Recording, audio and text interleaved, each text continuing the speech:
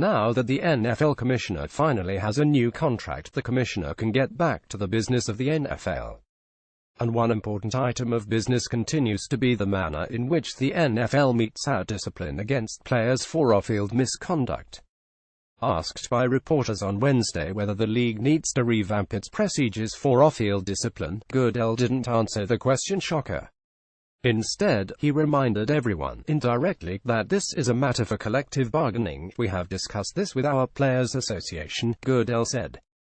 "I told the ownership this earlier today. I can remember the first meeting. It was June 2012, less than a year after we completed our CBA. Let's address the way we are dealing with discipline. Better ways to do this, and we just haven't come to an agreement on that. Unfortunately, there's a lot of focus on that, but the reality is there are very few circumstances. They get a lot of attention. I understand that, but that is something I'm sure will come up in the context of the next CBA.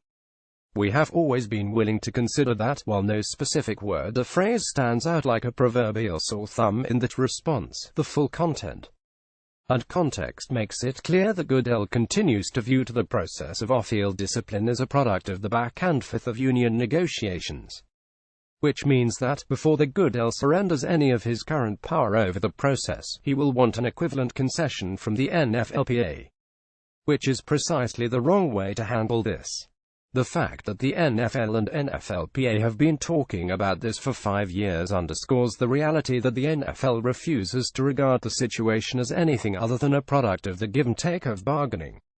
Amid plenty of challenges to the NFL's business, now is the time to realize that there's a mutual benefit to changing the procedures. For years, Goodell has resisted independent review of his decisions under the conduct policy. At the same time, however, decisions of the league office made when it comes to on-field discipline are reviewed by a hearing officer who is jointly appointed and paid by the league and the union. So why not use the same procedure when it comes to off-field discipline?